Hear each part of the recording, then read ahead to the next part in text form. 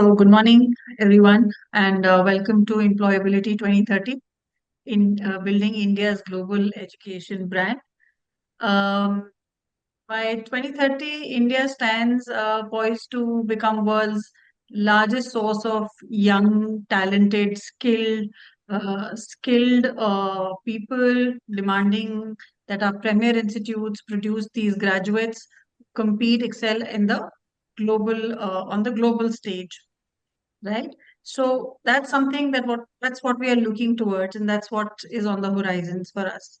Let me introduce the panel. We have amongst us Dr. Professor Rohit Dwivedi from IIM Shillong. Good morning. Welcome to the Good morning. panel. Thank Good you. morning. And Thank we you. also have Dr. Munesh Singh from NIT Delhi. Welcome, Dr. Munesh. Thank you, ma'am. And you both are already people who are championing the global partnerships, and the fact that you're helping upskilling for employability. That is right now a big buzzword, which is what we are looking at. Then you're also part of the architecture wherein scalable pathways, are being created, and we are bridging campuses with the workforce. So both of you are part of this, driving it. You are academic leaders with driving this transformation in your respective institutes. So, together, I think as educational institutions, one can see the shift from degree-led, to employability-led models, wherein there's a focus on apprenticeships, industry, curriculum, global skill alignments, talent ecosystems. So there is a lot that is being done in that direction, or it's moving in that direction, and you both are part of that. So, what must premier institutions prioritize by 2030 to build India's global education brand? So that is something that I would want to understand from both of you, that what are both your institutions doing, premier institutions doing, which will prioritize the 2030 and the education global brand of India. So if I can have Professor Dwivedi, take that on, and then followed Sure. by Dr. Manish. Sure. Thank you very much.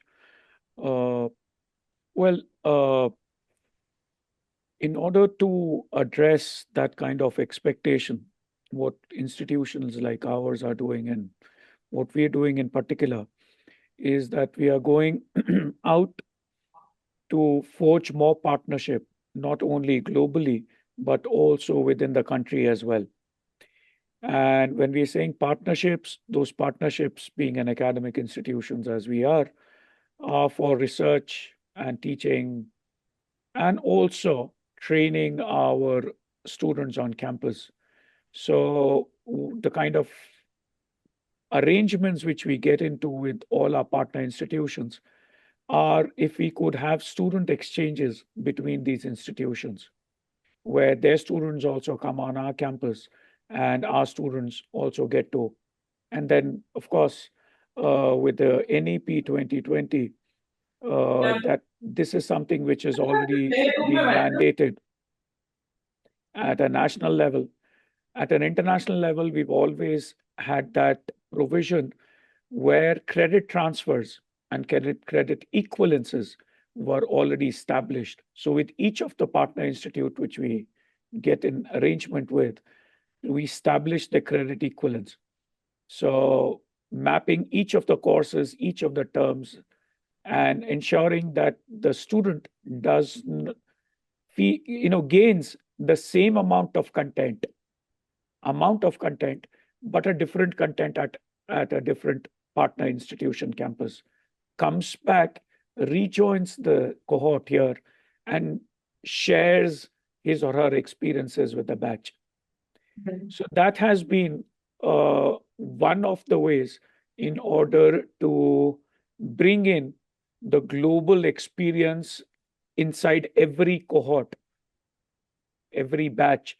of students to say that please go out. Not everybody may have the resources or may be willing to go ahead and do it, but some of you go out, stay there, experience the campus, experience projects, go out, see their industry, and then come back and share your experiences with your cohort and batchmates. So that is how every batch grows their own experience of these travels which they do.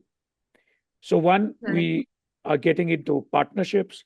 Second, we are enabling faculty as well as our students to go out and experience and then come back and share that with the rest of the group. And this is improving year on year in terms of size, in terms of the basket of courses, and we are seeing a good trend there. Wonderful. That's wonderful. So when you are saying that partnerships, faculty exchanges and the student exchanges is sort of fueling, and is moving in that direction. But that's the input that we are getting from the students, right? Or the faculties when they are going.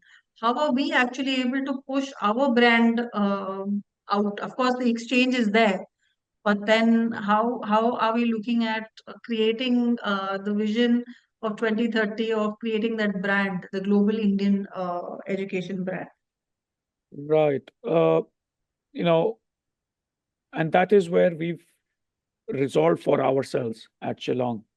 Is say we are located here in the northeast. Northeast, as compared to the rest of the country, has one of the largest international boundaries with so many other countries. And there is a Government of India focus on Act East. They say, could Yeah. we, as a public institution, focus on all the neighboring countries and in the Southeast Asia and establish our relationships with them? Yes, the aspiration still continues to look towards the West, go to Paris, go to New York, go to Manhattan. But there is so much which we need to learn from Thailand. There is so Oh, much which we also need to learn from Bhutan. The learnings are different, mm, but we need to get them to a platform where the entire Southeast Asia also grows. And being a public institution and the kind of students which we get, we talk the language of business. We say, what is the scope of business which is going to grow? What are the kind of logistics, transport, political changes which are happening, which are going to give a big push to the economy, not of the region, but internationally, where this region is going to become so important. And that's where the kind of partnerships which you are getting into, ranging from Singapore to Bangkok, to Thailand to Bhutan, is saying, let's explore all great, good institutions in these countries. And could we engage faculty to faculty research initiatives? Could we get students from those countries to come here and experience the quality education which our country also has to offer? Why do right, these students from these countries only need to look up to the West for higher education? We could also be a destination. So good right. number of institutions in the region are following that format. And there is a good move towards that direction. Great. So I'd also like to welcome Dr. Awanish Pandey. Welcome to Hello. the webinar. Hi. Hi, everyone. Hi. Yeah, and I would want to introduce Dr. Dwivedi from IIM Shillong, and we Please. also have Dr. Munesh from NIT Delhi. So, we were just started the, session wherein we just wanted to understand how institutions prioritize the 2030, which is, making of India as the global brand, right? So, Mm. in that direction, we were just talking. So, just thought I'll open it up to you as well in terms of what are your thoughts there in terms of the employability 2030, building India's global education brand, the Indian brand. Yeah, sure. First of all, thank you so much, Kritika, for inviting me in this discussion panel. And hello, Rohit and Munesh. Pleasure I'm Awanish connecting. from IT. Yeah, yeah. Yes, So, please. yeah, in fact, I just want to build up a little on what Rohit has already said. Sure. Like, yeah, so because we were talking about going global, and so in fact, we have already started building on it, like building something. For example, from IT Delhi, we already have a campus in Abu Dhabi now, which is IIT Delhi Abu Dhabi campus, and which Yeah. is where, like, I think the first batch of BTech has already started there.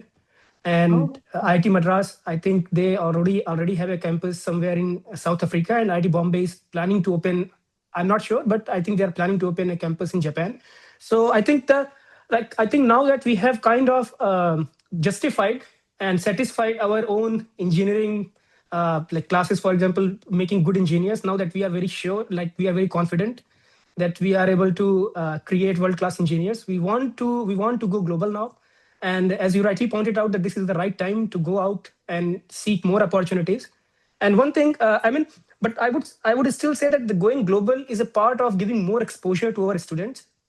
When I was doing my BTech, if I had gotten the exposure that students, for example, in these top universities they get, I'm pretty sure I would have done I would have done much better. So I think the exposure is something which is very much required, especially at this point when the world is going so fast. The technologies, they are so many and they are evolving so fast. Whether it is AI, ML in one side, quantum on the other side, 6G and all, they are on the other side. So there are so many things coming up.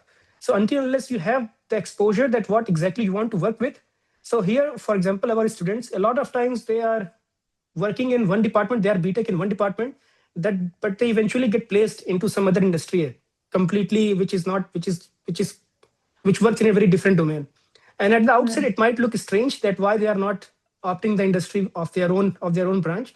But in my opinion, it is the exposure which is driving them to explore more things, and then they find out that okay, I can contribute much better into this industry or into this research field, and eventually they move out. So I think exposure is going to be even bigger, and partnerships are going to play even bigger role, because when you have all these partnerships going on, it creates an opportunity for our students as well as the faculty members also to explore the other side of things.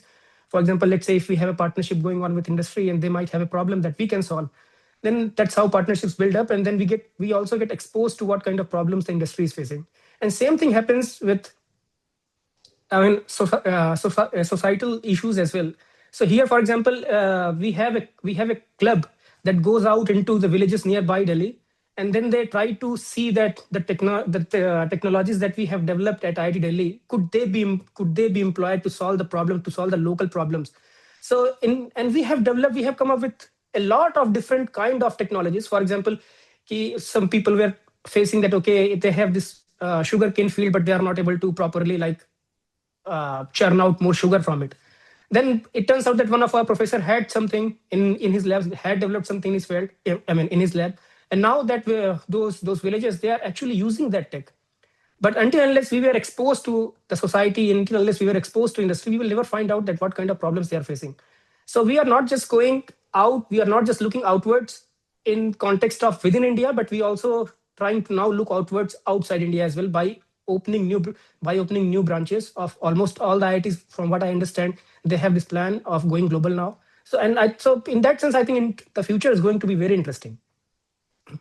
Fantastic. So what I get a sense of from, from what you were saying is that there is, the institutions have started to redesign maybe the higher education in terms of looking at innovation, looking at career innovation hubs, or, I think every institution now is focused towards startup or the innovation. I mean, startup, of course, maybe one aspect of it, but innovation. So like you're saying that you're sending out, so maybe that is also fueling the entire ecosystem change and the higher education, redesign, and is a little more focused on employability aspect of it.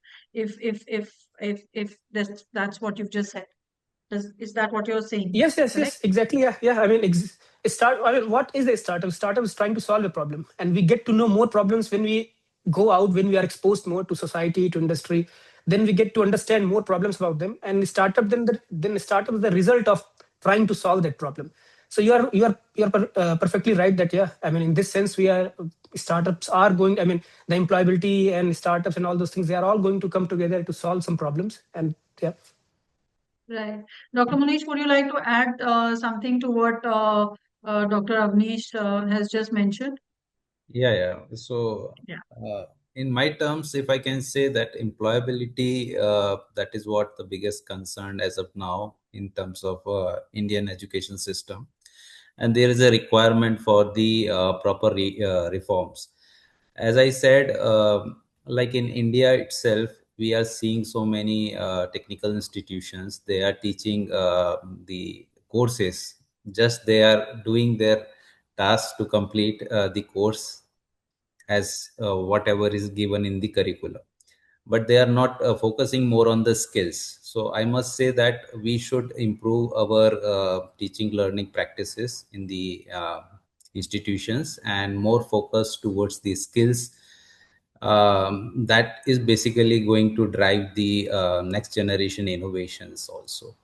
So, if we want to make India as a global education hub, I must say that we should transform our education system at first before we can go to the global, uh, uh, establishing our institutions globally. I know the IITs are doing very good, but still I can see from the grassroots level, we are still not progressing in that way.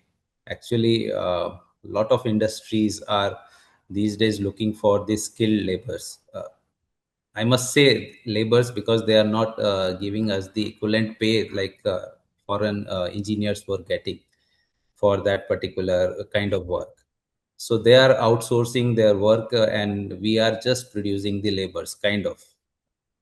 It's a harsh truth, but I must say that we should improve our technical skills, and we should also innovate. As much as we innovate new ideas, we can bring into the reality as a product, then definitely the India can also be looked as the global education hub.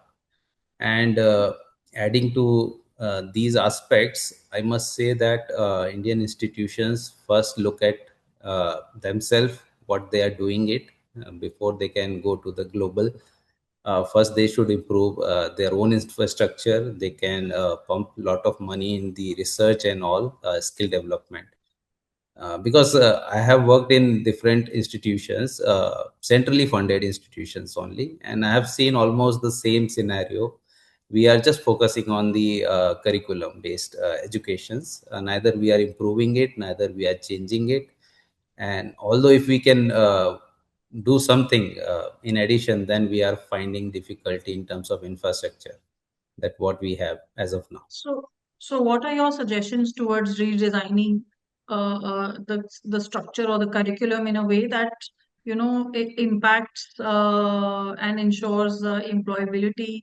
What are those few aspects that are looking at so that we are able to also generate that global interest from recruiters? Even Hmm. if there are people who are coming to the IITs, I mean IITs or IIMs and NITs, what is it that can be done further in this level that they go up to the others as well If I to can yeah. comment on this, like IITs, IIMs, they have a huge fund flow. Okay, but NITs, triple ITs, these are not getting that much enough fund for progressing in a similar way. So also, if you can see the student quality that the IITs and IIMs have, that is not we are getting it. Then that will be something that is more introspective than anything, right? I mean, that is something that we need to uh, work towards because the pool is the same. It's just that you get that score and you get you get a particular institute, but it's coming from the same pool, so one really cannot do much in the pool that is created. But how can that entire pool be uplifted or upskilled or looked at would be the challenge, I'm assuming. Well, allow me to come in here Yes. for a moment. Well, the way I see it, and this is more of my own personal response to that kind of a problem. The way I see it, and that is what, the word which you used, it's more introspective. It's a moment where each of the institutions will need to introspect, the kind of challenges which Awanish is talking about, or Munesh is referring to, where we are either focusing on a curriculum or we are making them industry ready, whether we are looking at the students as premier students, good students, average students. That's one ways of looking at it. I slightly differ from that. And the way I slightly differ from that is traditionally, all our institutions academically have been focusing on the Western as the global and equipping our students with the necessary knowledge and skills only to go out, what Awanish also referred to, go out and work for them and for their products and for their solutions. So, which is required, which is needed, which is also part of the global and will continue to happen. While the global curriculum, global knowledge, global skills are important, some time back there was another terminology which had come in, was glocal. He said they need to know what the global is, but they should be able to solve the local problems.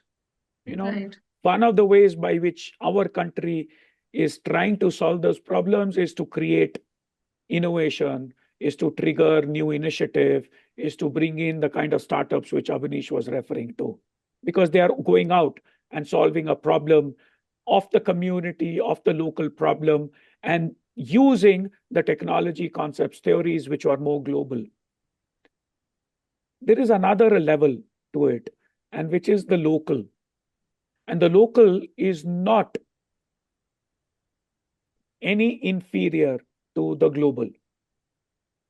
And that level of confidence, institutionally and nationally, we've achieved that local is no longer, neither it is perceived nor needs to be assumed as inferior. Local is as powerful, as Absolutely. important Absolutely. as the global. And Yeah. therefore, because you're talking to academicians here, allow me to use an academic term, that this is an epistemic problem. The problem is that we've not looked at how powerful the local could be. And I'm going to make it more concrete. The kind of solution which India gave by creating the UPI, Right. the solutions would have, I'm sure, would have been there, but they were not as confident. And we as a country did it. Right. And it started from a position to say that how can a common man standing outside the gate who's selling vegetables use a technology in order to switch over to the digital mode? Now, that's the power which we get only when we focus on the kind of market, people, skills, technology which is needed. So, indigenous knowledge is not just another phrase, it's an epistemic requirement. And I would close my statement on this. Is over a period of time, what we'll see, and that is what my hunch is, that this gradation of IIT, IIM, NIT, tier 1, tier 2, tier 3, students going here, here, will disappear. There will be another recategorization of all the institutions in the country. It is very much possible that a tiny little institution with very, very few people may have the necessary knowledge to equip the local students who will be able to solve bigger problems out there in the world. So there'll be institutions across who will have to focus on all the three levels: global skills, local skills, as well as the local requirements. Institutions which are going to focus more on local problems, local need, local capabilities, and equip them to gather all what they could and then project it to the world, will probably redefine this hierarchy of premier institutions and not so premier institutions. With, yes, funding is important. The right structures are important. Bureaucratically, administratively, we need to encourage.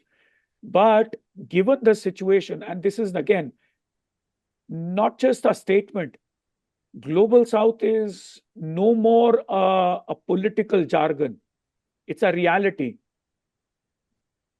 Indian context, African context, Southeast Asian context is not only a big bunch of economy. This is where the next wave of solutions is coming from. And until unless we don't focus on the local knowledge, local capabilities, we will not be able to contribute and stand at par with what so far we've assumed as global, within brackets Western. And this cuts across all scientific disciplinary boundaries. It is as much true, which needs to percolate down at the level of skills, at the level of the right attitude, that I don't need to, I need to understand that I'm at par with everybody else. Right.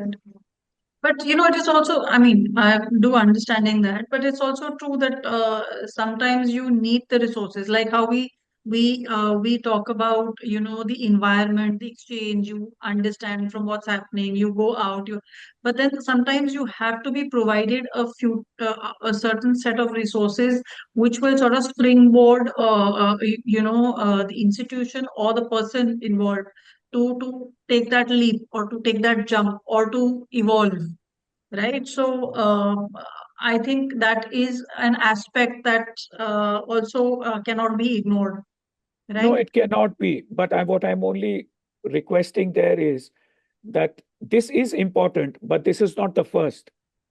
Correct, The correct, first correct. step towards recognizing that is that we are all equals. Each one of us has the same potential. Each of my students who comes from a tier 1 city or a tier 4 village has the same capability if has come inside my institute. Until Right. unless I will not trust that capability in each of my students, I will not try and invest. Right. So I think building on to this conversation that we're all having, I wanted to understand that, since we know that it's tier 1 or tier 4, how are we creating that curriculum? And we know they're all the same, same level, right? How are we building this curriculum and the assessment, which will evolve, to keep pace with the future skills and emerging industries? And there is a shift, so suddenly some industries have sort of moved out, and there are some industries which are coming in, which are evolving. Like AI is this industry which has boomed, or is still in that stage where it will sort of reach a certain level. So how are we evolving our curriculum and assessment wherein we are able to keep pace with these future skills?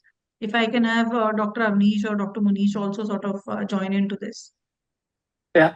So that's actually a very important question. That given that the pace of technology is so fast, how we are devising our curriculum so that so that not only just we can keep a track of the tech, we can also train our students in the relevant domains. So the way that it happens, especially here, I mean, I don't have experience of all the other colleges. I can only talk about the college I am in. So here, we usually have a curriculum revision every 10 years, which sets the skeleton of the syllabus. That okay, these are the additions and subtraction in the syllabus. That now these things are too old. We expect students to learn it on their own, and these things are too new. So we incorporate them in our syllabus. So that sets the skeleton of it. For example, if someone is doing a BTech in electronics or MTech in electronics, so these are the few core courses that they have to take because they are pursuing a degree in electronics. Having said that, then we give them a lot of freedom in two ways. One is the open elective, the second is program elective, so that not only they can take different courses within the department, but they can also take courses in other departments as well. And they are counted as a part of their program. So this ensures that not only, for example, if someone see innovation happens when two things, it's a confluence of ideas. You have one idea and then you are reading one book, you are reading another book, then the ideas between the two books they combine and it becomes a confluence of ideas. So once the student is taking a course, for example, in electronics, and he decides that okay, that teacher in that department he's teaching something cool, and then he goes and sits in that class, then it becomes a confluence of ideas. Then he can mix and match the things that he learned in this class and the what he learned in the other class. And apart from the core courses, we have multiple courses in IITs in our institute that cater to the ever-growing field of technology, whether it is 6G or AI, ML or quantum or the quantum world. Every year we have new professors joining who have worked in a place which used to be the best in their field. And when they come, they bring that knowledge and then they bring that experience into the campus and then they float a course on it. For example, right now, for example, the course that I am teaching, it has something to do with a very niche thing that the AI hardwares use. Most people don't even know that there are some those typical AI. I mean, for us, AI is chat GPT, but there is a lot of things which goes beyond, like from the hardware point of view, there is a lot of things, there are a lot of unique things, very exciting things that happen. So then I ensured that we sat together, we decided that okay, maybe this course will help the students at this point, so I floated that course. And similarly other professors, I'm not unique in that sense, a lot of other professors do the same thing. So in that sense, we have a panoply of course that the students can take and they can keep track of the ever growing field of tech. See, skills are the most important. Whether you want to work for the society, you want to work for the industry, you want to be local, global, skills are the one which will allow you, which will enable you to do those things. So our job as a professor, my job as a professor, I see my job as to imparting skills.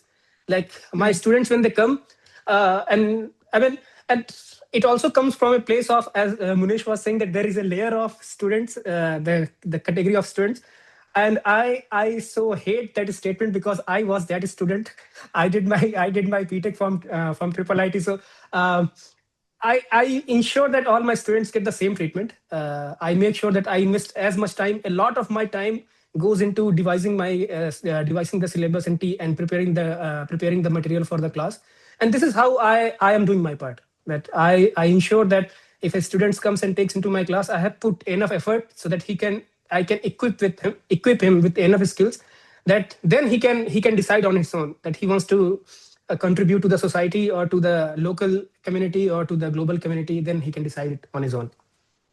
Dr. Munesh, would you like to also add something to what Avnish has just mentioned? Yeah, Professor Awanish rightly pointed out that we cannot categorize the students. All Yeah. students are equally capable in their respective skills, but we have to nurture those skills. What they are good in that. So our curriculum, if I can say, institution-wise, we are not giving the flexibility to the different skill set. Like we are still going with the rote learning, and we are keeping them into the same pace like what the seniors has done in their BTech programs. Like juniors are also following the same trend. So to improve that skill set and the technical proficiency, we required the industries to be get involved in the academia, and they can also give us the particular resource access so that we can also engage students to learn those new skills. Sorry, my internet connection was disturbed during that time. I was conveying some of the my past stories. Like when I did my BTech and MTech, so after that I was recruited by Honeywell company, and when I entered in the company, they put me into the research area.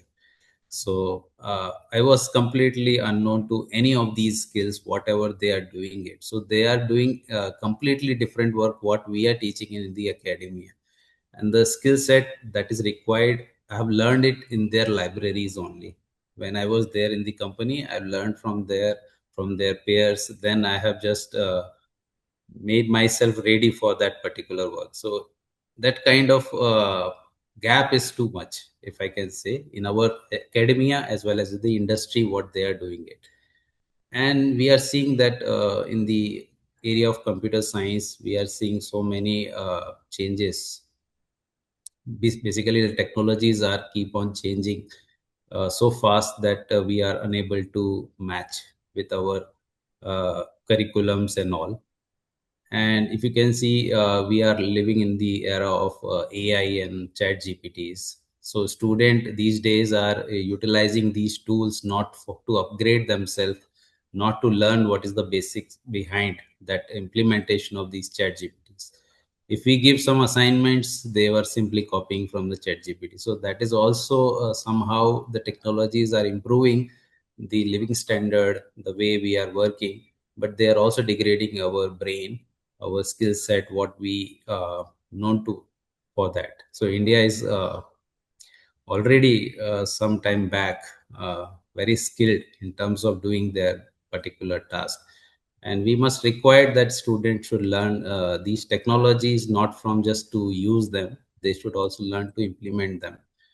So Yeah, but skill I think, sets. but Dr. Manish, it is true of everything. I think whenever it comes with both both Yeah, aspects. pros I and mean, there cons, are that pros and is true. cons are always there. There will be some who will improve and some who will, Hmm. look at implementation, look at deeper engagement, and there will be there one section which will just, copy paste and do that. So I Hmm. guess I think we'll have to embrace both. I mean, that's how this Yeah. entire segment works. I mean, Yeah, that's how that's how the that is what I'm wanted to convey here. That what right, we are currently giving to the students, they are not up to the standard what the Western education systems are doing. They are incubating their practical oriented learning, too much skill set, and they are focused on too much skills like they should acquire, their students should acquire, and they can be ready for the industry to directly get consumed. So right. yeah, that's my view on the uh, Right. So so are you are you or as an institute, is incubation, is innovation now sort of part of the curriculum that is being is being enhanced? Is there that aspect which has been brought in, or is just that it's still at a very preliminary stage as being at the an institute? NIT Delhi, we are very young NIT, and we are also putting our best in terms of bringing the new skill sets, course curriculum we are revising every year. We are doing a few changes in our curriculum also, and we are Right. also partnering with the various Industries. industries like ST Electronics. Some of the courses we are framing with them in collaboration, and like Infosys also giving their own skills to the faculties as well as the students to upgrade themselves for the next generation work force. So Right. yeah, we are doing it, but the pace is not as fast as what I think it should be.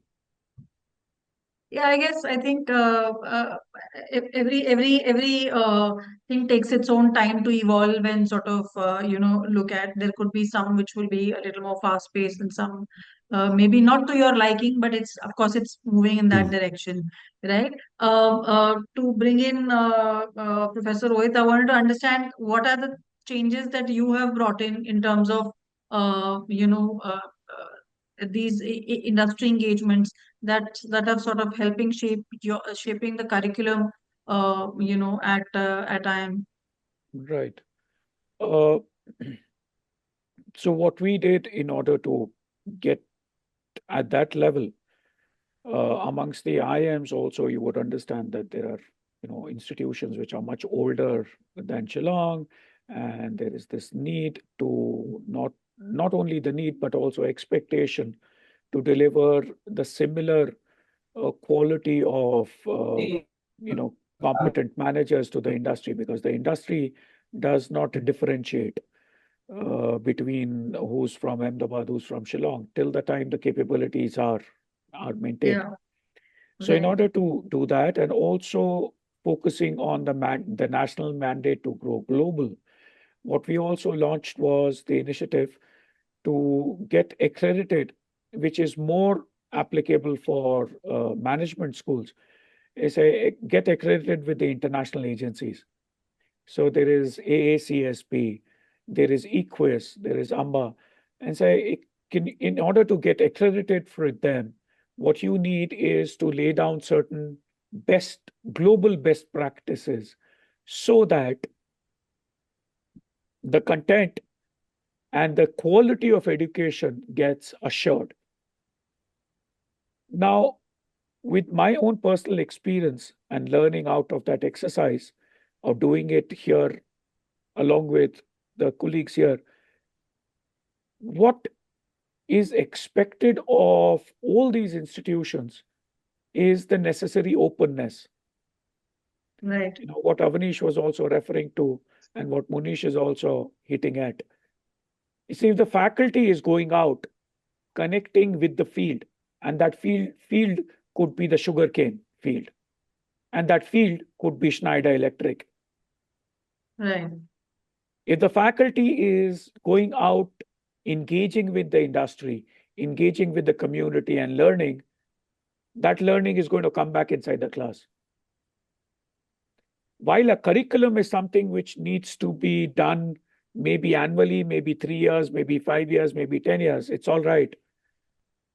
But the kind of examples which the faculty gives, which the kind of problems which the faculty brings inside the class needs to be the most recent, contemporary, real. It cannot be any more from the textbooks. Or it cannot be the same example which my teacher had used while I was sitting inside the class. So openness, and that needs to happen at the faculty level. Then there is this need which the institutions need to provide, is the ability of the faculty to take initiative and do experimentation with the content, with the pedagogy, the kind of interdisciplinary openness which IIT Delhi has, offering those large number of students to choose from different domains. Say, each of our institutions across the country needs to offer that openness.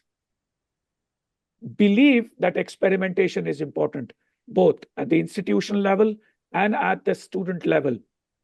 Create those spaces where the students could experiment along with faculty supervision while they are back on campus. Incubation centers are only just one of those initiatives. Labs are therefore more important. We need to strengthen that. And the third, which is most important there, is that I need to feel empowered.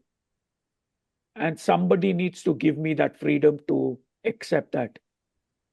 Right. It cannot anymore be contingent on the funds, flow of funds. That because you're dependent on the government, because you're dependent on the trustees for your funds, can I not go out and generate my own funds to create a lab of my own? My institution needs to trust me for that. My country needs to have that belief that each and every faculty has that capability. And we need to go out and get that done. Now, this sense of empowerment is important to bring back that trust, which Munesh was referring to. We had lost, where the curriculum was far away from what the industry was expecting. We are no longer in that time space where we can afford to have a disconnect between the two. Slightly different extreme position. If the academic institutions don't lead the path in terms of technology, in terms of solutions, in terms of content, and far ahead of the industry, we've reached a time, and Munesh and Awanish will be able to say more on this. The student does not need to get into any institute anymore. If the student is willing, if the student needs to know, the student is free to access any literature, any lecture from any college, any university out there in the world. All the Nobel laureates' lectures are freely accessible. And with AI, do I need to sit inside a physical classroom to listen to Rohit Dwivedi at all? No. No, as much as I agree with what you're saying, that the accessibility is there, I don't think we can do with the fact that a teacher is your is the path, is the one person who's able to show you the path and the direction, what you Oh, want to. it's a culturally noble thought, but the truth is, maybe technology will uproot this idea. The autonomous learner today, imagine Right. what a 5-year-old kid already knows.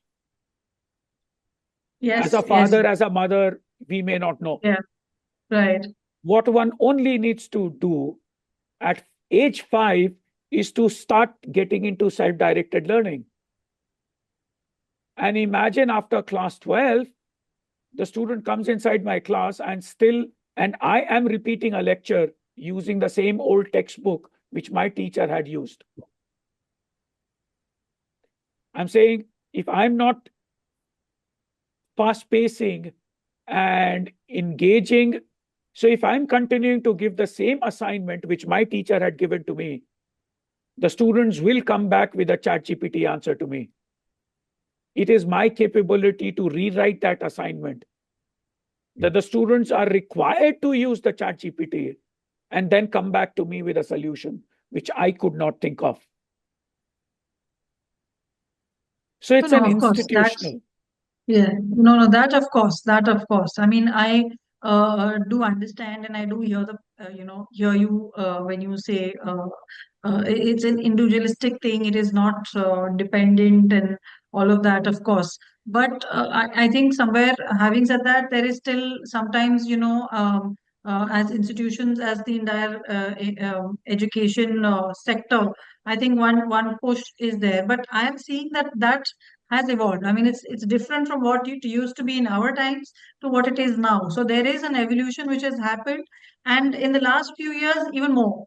Right? I mean, the industry-led initiatives, the industry. I think now we are going a little more open in terms of going local, and all of that. I think that is started building, and that is started sort of flourishing in institutes, in within education schools. I mean, there are now innovation centers in schools, which I don't think were there earlier, or was something that we were looking at. So, I mean, I do see a shift. I do see that. I mean, I'm sure I mean, being educators, being part of institutes, are seeing this more than I can sitting outside when. But there is still that need. There is that skill, that need to enhance those skills, enhance that extra bit more that we need to sort of do. And what is it that we are doing with the industries that we need to do? See, sometimes what happens is, like both of you said, Dr. Manish and you, that what the industry was doing and what was being taught were two different things altogether. And when you went on to the industry side of it, is when you realize that, okay, these are the problems, these are the issues, this is not what you've read. So I think, what are we doing actually to sort of bridge that kind of a gap, and bring that into the classrooms, of course, with the faculty's intervention, or with the intervention of the industries, or how are we able to bridge that sort of gap? Your thoughts, Professor Avnish? Yeah, Yeah. allow me to please Yeah, request. sure, I sure. have Yeah. another Sure, session. sure. I'll have to sign off. Yeah, Okay. Yes, please, 12. Yeah, thank Professor. you. And the two of you, I'll Yeah, reconnect thank with you, you Yeah. sir. later. See you. Thank you. Bye. Bye. Bye. Thank you. Thank you so Yeah. much. Thank you, sir. Please, pleasure. Thank you very much. Yeah, Bye. thank you. Yeah, Professor Avnish. Yeah. So actually, I mean, Rohit has given us a lot of food for thought. So I will just first I will comment on the two broad things he commented upon. Yes, First is the openness of the system, and I right, think as the point that Munesh raised is that of course funding will always drive a lot of things, but before funding, I think as a policy, if we can be more open within our system, I think a lot can still be achieved. If right, I think it's a foundational bottleneck we have in most of Indian system, that we are not open for experimentation, or I mean it's just who we are. A lot of time it's just who we are. So I think before the funding, if as a policy we can be more open within the institute, within the department, I think for the students it could benefit a lot. Second, the point that he raised about the the going forward the institutes are going to be redundant, I completely disagree to that. So a little pushback on that. So yes, from I mean, if history has taught us anything, Arjun became good because Dronacharya was there, and in fact even the bust of Dronacharya could make Eklavya so good.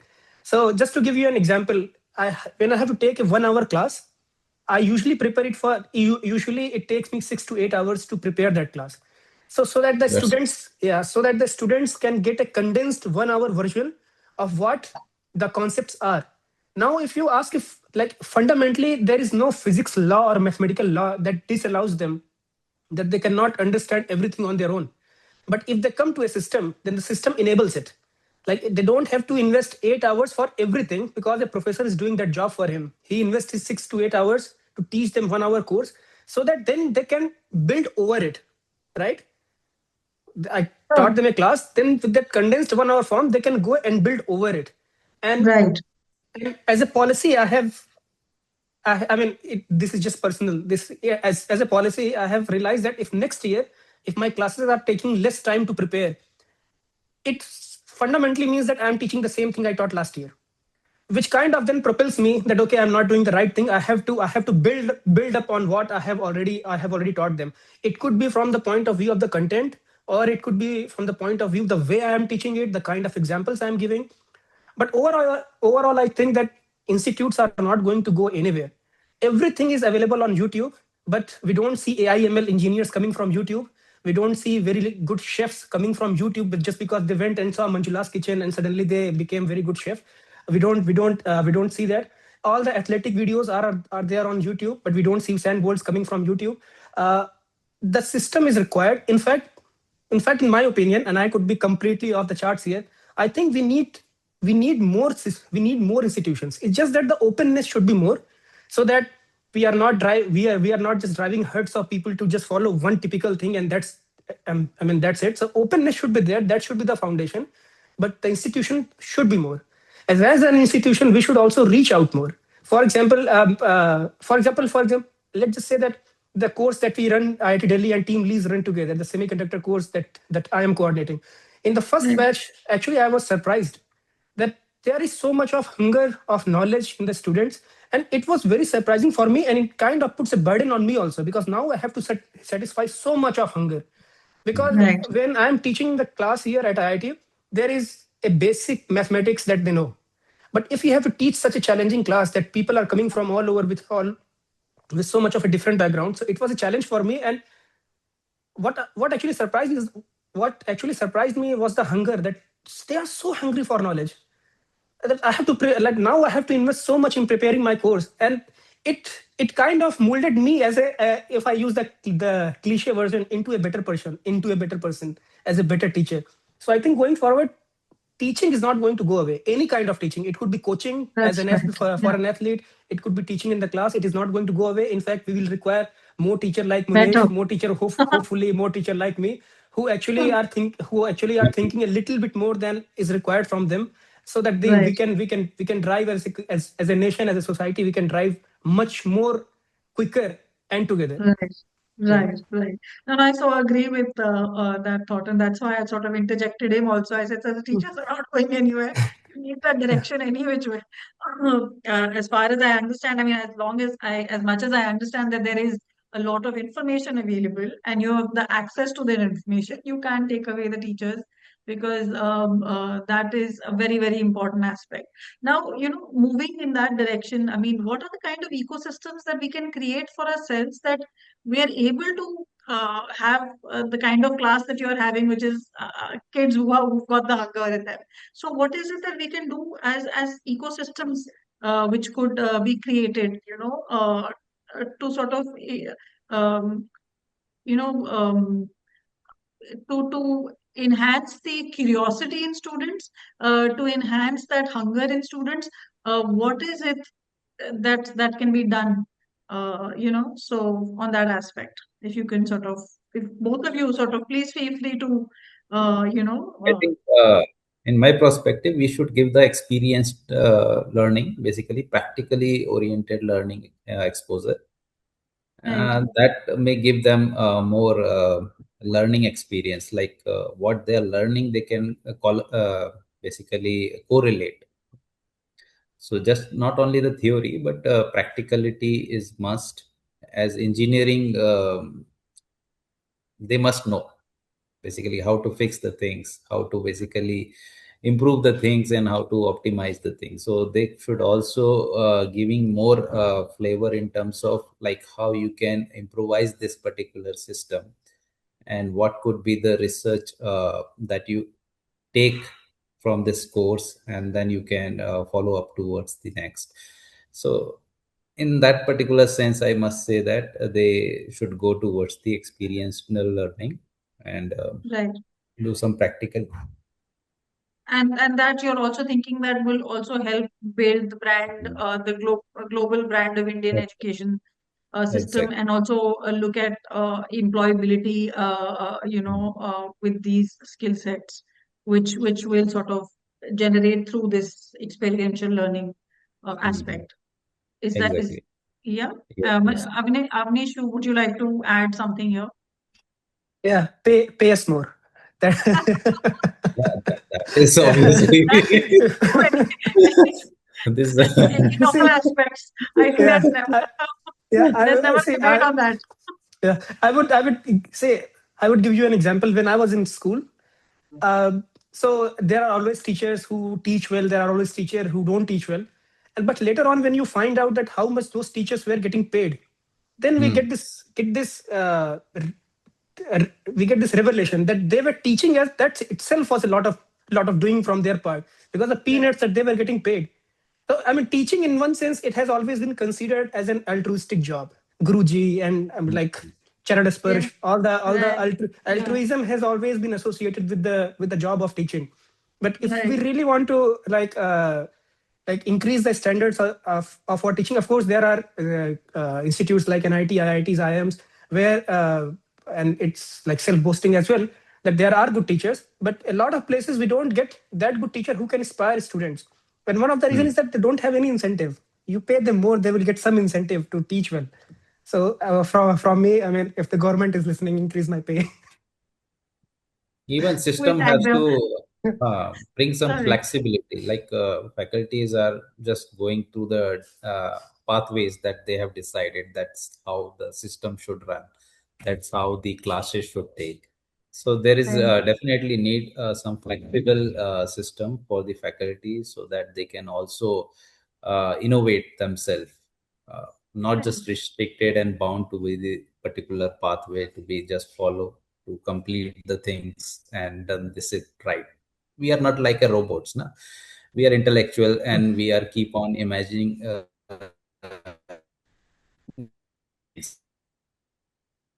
Right. I think your connection is a bit,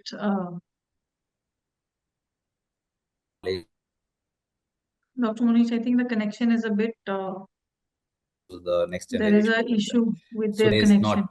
We are actually living in a world. Now, is it audible? Yes, Yeah. yeah. Actually, Yes. I think it broken in Mhm. between, but yeah. Yeah. So I'm So talking about the ecosystem. I mean, one of course is Avnish just put it very, no, because candidly that the better pays. But I'm sure it's the ecosystem is of course what that is one aspect. But there are more other things that can be done to sort of enhance so that we are able to build the brand that we are hoping that India will become. as a global education sector, right? So, what is it that we can do No, apart academia from system these just days, like, yes. sorry? Yeah. Ma'am, actually, I have a meeting, so Sure. So I think, I will just sort of end it at here. I think we're anyways over time. We'll Yeah. we'll yes. we'll just end this here, and would want to thank both of you, in fact, all of Thank you, for joining in and for taking out precious time out of your busy schedules, and be part of this experience for me, because when I'm speaking to such elevated teachers and academicians, it helps me understand different perspectives, different aspects, and would love to continue this session, because we really haven't built on the global brand direction that we wanted to take, but nonetheless I think it was a fairly engaging session, a lot of learnings for me, a lot of newer ideas, newer thoughts, sort of came around. So I think takeaways being that partnerships, very, very important. Credit equivalency, Professor Rohit had mentioned. Then I think some teaching learning practices, local also being very powerful. So lots of different ideas. Thank you so much. It was a wonderful experience for me, and I hope you both also enjoyed the same.